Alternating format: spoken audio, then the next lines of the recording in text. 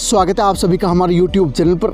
चौधरी चरण सिंह देश के ऐसे नेता थे जो कई मायनों में अनूठे थे।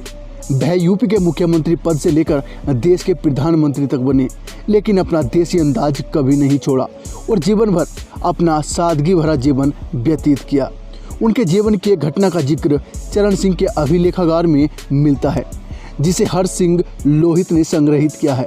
यह वाकया सन 1967 का है, जब चौधरी चरण सिंह यूपी के सीएम थे। एक रोज वह दौरे पर हरिद्वार पहुंचे। हरिद्वार तब यूपी का ही हिस्सा था। वह किसी कारणवश निर्धारित समय से लेट हो गए। रात को उनके रुकने की व्यवस्था गंगा किनारे बने सर्किट हाउस में की गई। उसके ठीक बगल में था डाक बंगला। डाक बंगला रेजिडेंट मजिस्ट्रेट का सरकारी आवास होता था। उस समय वहाँ के रेजिडेंट मजिस्ट्रेट थे चंद्रशेखर द्विवेदी। चौधरी चरण सिंह रात को पहुँचे। उनके खाने पीने का इंतजाम किया गया, लेकिन चौधरी साहब ने यह कहकर खाना लौटा दिया कि उनका व्रत है, इसलिए यह सब नहीं खा सकते।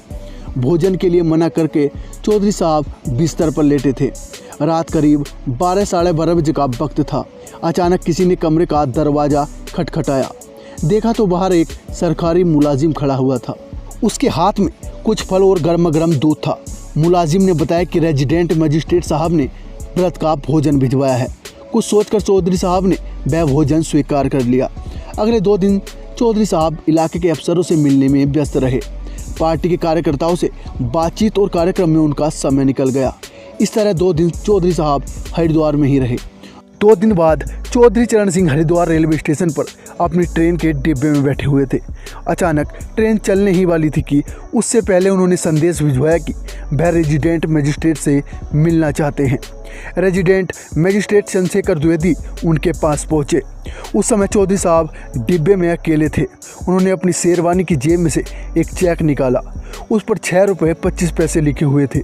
चौधरी साहब ने उस पर चंद्रशेखर द्विवेदी का नाम लिखकर उन्हें पकड़ा दिया और बोले, आरएम साहब यह रख लीजिए। चंद्रशेखर द्विवेदी समझ नहीं पाए कि आखिर यह है क्या। उनकी असमंजस चौधरी साहब भाप गए और बोले, अरे भाई, उस दिन मैं आया था और रात को डाक बंगले में रुका था। मेरा व्रत था, उनके लिए आपने फल और दूध भेजे थे।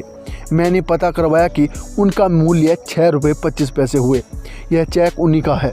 रेजिडेंट मजिस्ट्रेट ने चौधरी साहब को यह कहकर रोकने की कोशिश की कि यह तो हमारा फर्ज था, लेकिन चौधरी साहब नहीं माने। वह बोले, आपने मेरे व्रत की अहमियत समझी और इतनी रात को भोजन का इंतजाम किया, इसलिए आपको तो यह लेना ही होगा। रेजिडेंट मजिस्ट्रेट द्विवेदी ज़्यादा कुछ नहीं कह पाए और चुपचाप चेक को जेब में रखकर चले आए। उनके बेटे गौरव द्विवेदी का कहना है कि उनके पिता ने उस चेक को कैश नहीं कराया, बल्कि यादगार के तौर पर हमेशा अपने पास रखा। तो ये कहानी थी ऐसे जननायक की जिसने एक छोटे से अफसर का सिर्फ फल और दूध पिया, लेकिन उसका पैसा वापस कर दिया।